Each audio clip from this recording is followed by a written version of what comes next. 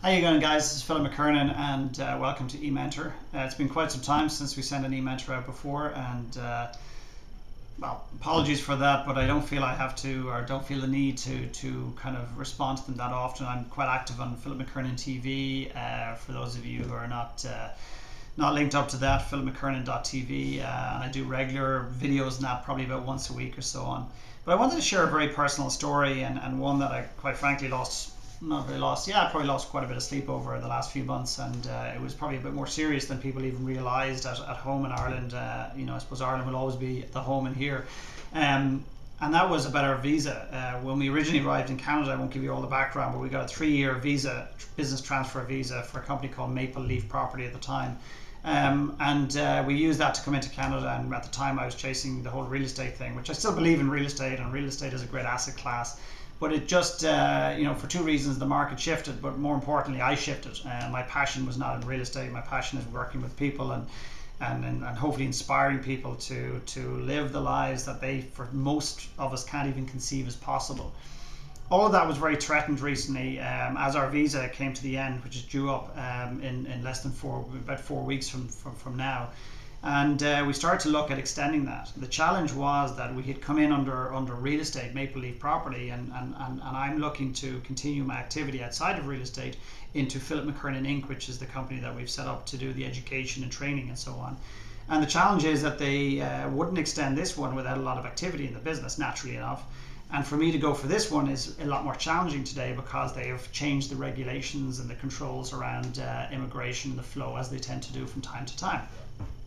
So we were left in a bit of an unusual predicament. We went to 2 separate lawyers, not criticizing the lawyers, but basically the best that one of them could come back was if I invested $800,000 in cash into British Columbia, that I would basically get a visa, or $250,000 into Manitoba. And I mean this with respect to people from Manitoba, but I don't really know where Manitoba is, and quite frankly, I'm not going to spend 250 grand in a farm in Manitoba, because I'm not a farmer.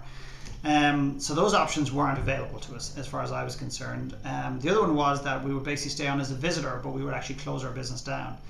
Now, I don't sell widgets, and I didn't come all the way from Ireland to do what I've dreamed about doing for forever, and working in the area that I work in, and working with people, to turn my back on my business. So for me, the idea of closing down the business wasn't an option either, but essentially that's what we were being told, that we would have to apply for permanent residency, which would take up to maybe 18 months, but close down our business come the 4th of May, and potentially even leave the country, wouldn't be able to get allowed to get back in. So it became very, very, very scary. The last time we went to see a lawyer, I came out of there very frustrated, again, not with him, but just with the system. And I came home, and I don't know if it was a week or 2 later, we basically were sitting at home on a Sunday, and I said, tomorrow we're driving to the border. And my wife said, we're driving to what border? I said, we're driving to the US-Canadian border. And she says, for what? I said, I don't know, but I'm not sitting here doing nothing. I said, I'm not sitting here gathering dust and allowing this system to tell me what box I fit into, and without being proactive and doing something. And lo and behold, we ended up in the car, and we drove to the border. We pulled in at the Canadian side, went into the office. I explained the story, got no joy. Story of my life, you fit into this box or this box, option A or B, and that's it. I came back out and told my wife we're driving to the next border crossing, which was about 20 miles away, and she said, for what? I said, I don't know, but I said, again, I'm not sitting here, and I'm looking at my wife right now. She thinks I'm probably crazy, but it still does, and that's what we did. I told him exactly the same story, except with a different angle, and all I heard was one glimmer of hope. He said, the embassy or the consulate in Seattle, and he said there are rare occasions where someone can create a under a certain, I don't know if it's a loophole or piece within the immigration of, you can create a story to say, or to convince Canada you're of significant benefit to Canada. And he said you wouldn't apply for that, like you wouldn't fit into that category. But I didn't care, that's all I needed. The following Monday morning, I was in Canada. I was in Seattle at 8 a.m. in the morning for the offices opening in the consulate. And basically anyone goes in there as an American looking for a student visa or a working visa for Canada. And of course I was a Canadian coming south with a visa that's running out, trying to get back into Canada. So it was very unorthodox, but I didn't really care. And my singular goal was to, somebody said to me recently, God, you have an amazing ability to visualize and all this. It was bullshit. It was just, and this was non-negotiable. Failure was not an option here. There was too much at stake. My wife was pregnant. We were due in June. this work that I do, I've wanted to do it. It feels like it's just coming out of me, and it was bottled inside me for all of my life. This was not an option. Failure wasn't an option. I could not. Canada were not allowing me to leave here. I wasn't going to allow them. I know it sounds arrogant and ridiculous, but I wasn't going to allow certain people, because they don't understand what I do, just kick me out of the country. So my singular goal that day was to get an interview, which I did. The girl said A or B.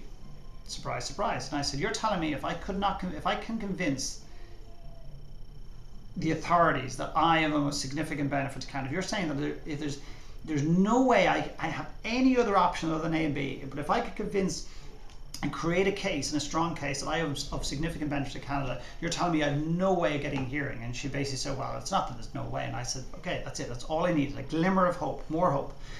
The following Monday, I was back in Seattle again at 8 a.m. in the morning, and meanwhile, Pauline's sitting in a hotel with Charlie, waiting for me to phone and everything else, because I was the problem here. Another story of our lives, our respective lives.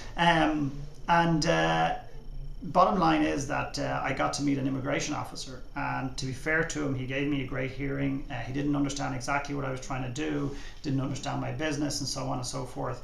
But he gave me a hearing. I had received some wonderful, stunning recommendation letters from people I'd asked for. I mean, I was quite taken aback and quite a little bit embarrassed actually by some of the stuff they said, and presented the case. And he asked for a couple of more pieces of information in terms of financials and more letters, which I provided him. And lo and behold, about a week ago, we got the notification, and we also have subsequently got the new visa. But it was touch and go, and it came down to one individual who realized that the work that we do is quite important, and he felt it was important enough to allow us in under significant benefit to Canada, and which we're very grateful for. But I suppose the reason I'm telling you this very long-winded story, which is about us, is to maybe reflect back on your life, and at what point is it just non-negotiable? It is just, failure is not an option. I was talking to a young man today. He's a fabulous guy. He's on a program with me at the moment.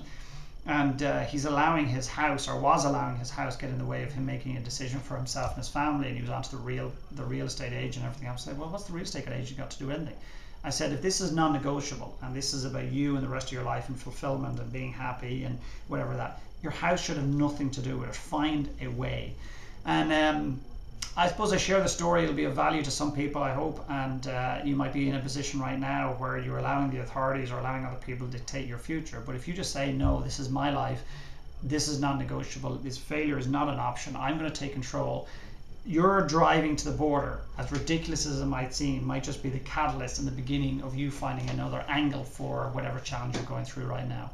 So anyway, I just thought I wanted to share that story with you. It's a personal story.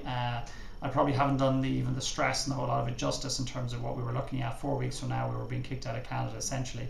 And, Pauline is due a baby in about 8 weeks from now, so it would have been pretty scary. So that's our story. Thank you.